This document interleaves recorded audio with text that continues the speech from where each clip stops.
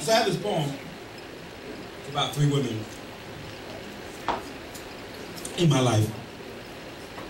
I did not have them at the same time, unfortunately.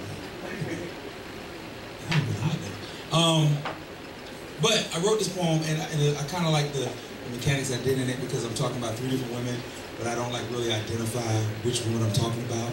So the lines kind of run together, and it's like really cool, whatnot. Like if you knew the women, they knew. Like when they heard it, oh, he's talking about me. But it's a positive poem. It's not a woman bashing poem, because I don't bash women. That's right. Unless they're into that.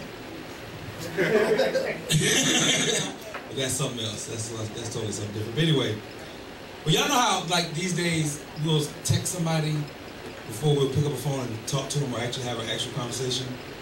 You know, I'm guilty. I'm not judging. I'm the same way. So I had a really important question for her. So I picked up my phone and pulled her name up, new message, and I said, if you could be any animal, what would you be? She said a bird. I said, okay.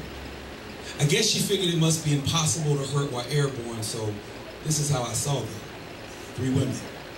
A gorgeous canary with butterfly wings, the perfect hue of blue, and a black darker than that part of night that comes right before this dawn people keep talking about. She has a sharp beak to match her tongue and webbed feet, enabling her to swim through her insecurities. I loved her like I was waiting for another kiss that would never come, but she didn't know this, so I hoped never would ask her for directions to my lips. Yes, I loved her like this, unconditionally. And she loved me. Like kids love bubbles, not really knowing why, just because it makes them feel good. Sometimes you just want to feel good, but she doesn't always feel. She ain't always good. And I told her that's okay. It's okay to experience life. And she said, Tavis, death is not an enemy, but life isn't always a friend.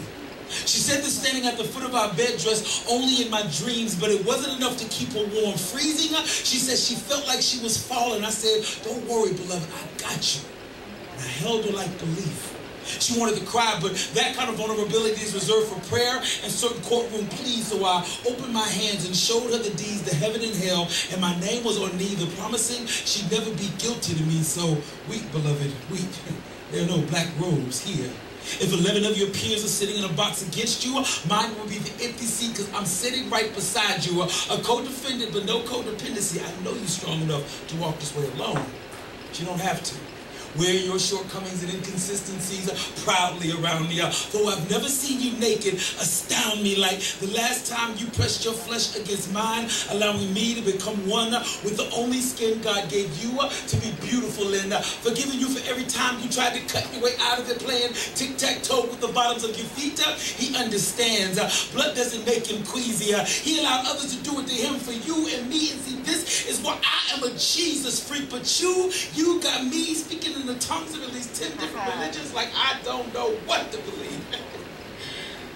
She said she wished someone loved her like that. I wish she loved her like that. I told her she was beautiful, and she said it's only because she's a reflection of me. Tavis, sometimes all I have to look forward to is the sunrise. So we watched her on our sides, laughing at how it rose to the right. I watched her go to sleep, and I held her like belief. Your love isn't one big thing. It's a million little things. 3 different women, 3 types of love, all of them unconditional.